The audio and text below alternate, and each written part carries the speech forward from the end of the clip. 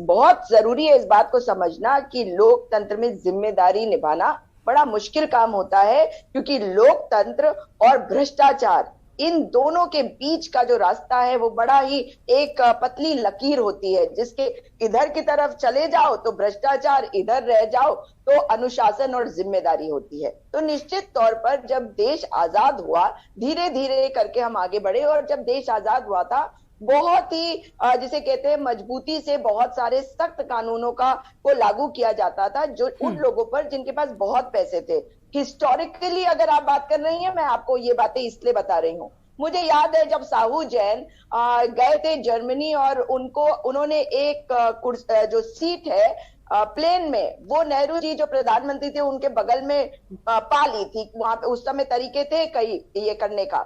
उसके बाद नेहरू जी को ये लगा कि ये फेरा का वायलेशन करेंगे, और जानते हैं, और मैं टाइम्स ऑफ इंडिया वाले साहू जैन की बात कर रही हूँ, जब वे वहां पहुंचे जर्मनी में तो उन्होंने पूरी की पूरी आईबी ईडी उनके पीछे लगा दी, उनकी अरेस्टिंग जर्मनी से हुई, वो वापस हिंदुस्तान लाए गए। उसी तरह से बैंक्स का नेशनलाइजेशन, कोल माइंस का नेशनलाइजेशन, ये सारी चीजें क्यों हुई? वो इसीलिए हुई ताकि देश के पास पैसा आए, क्योंकि लोगों के पास पैसा नहीं था। हमारे देश में बहुत गरीब लोग हुआ करते। तो हिस्टोरिकल एस्पेक्ट पे जाएंगी ना आप, तो वो आईना इन्हीं को दिखाने की जरूरत पड़ेगी कि जिस देश के पास एक सुई बनाने के लिए पैसा नहीं होता था, उस देश ने तरक्की किस रफ्तार से करी। जो कुछ बनाया गया पिछले कई सालों में, हमने तो 52 साल जो है राज किया, और हमने राज नहीं किया बल्कि मैं कहूंगी सत्ता संभाली, और उसमें अगर कमियां रही तो वो बहुत नेचुरल प्रोग्रेशन था। जो भ्रष्टाचार उस समय हुआ, वो जो गरीब, बस बीच में रोकना, मैं आज की बात पे आ रही हूँ। एक बात जोड़ना चाहूंगी, आप पूरा करिएगा, आप पूरा करिएगा। एक बात जोड़ना चाहूंगी बस।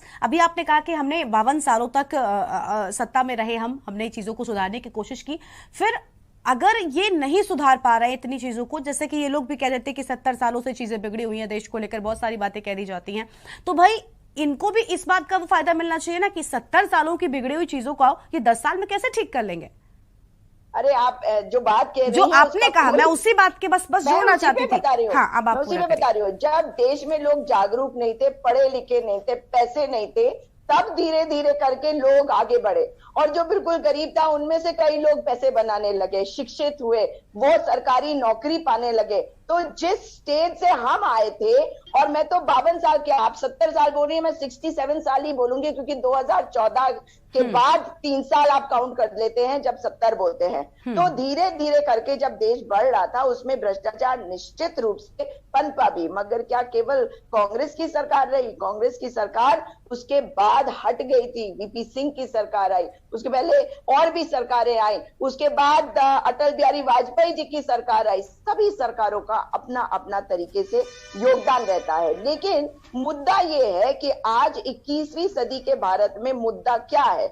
जो सत्ता संभालता है वो लोगों को जागरूक भी करता है, व्यवस्था को बेहतर करता है। क्या उस समय डिजिटलाइजेशन था? उस वक्त घासलेट के लिए भी ना लाइनें लगती थी जो राशन की दुकान में। आजकल कहा जाता है कि सरकार मुफ्त का दे रही है, तब क्या पैसे लेके दे रही थी? ये सारी बातों को अगर आप समझेंगी तो इस बात का कोई सेंस बनेगा कि आज की जब हम बात करते हैं तो हिस्टोरिकल एस्पेक्ट को का सम्मान भी करना चाहिए, और आज स्थिति बेहतर करने की बात करनी चाहिए। भ्रष्टाचार की बात करते हैं, हम तो सरकार में नहीं है ना।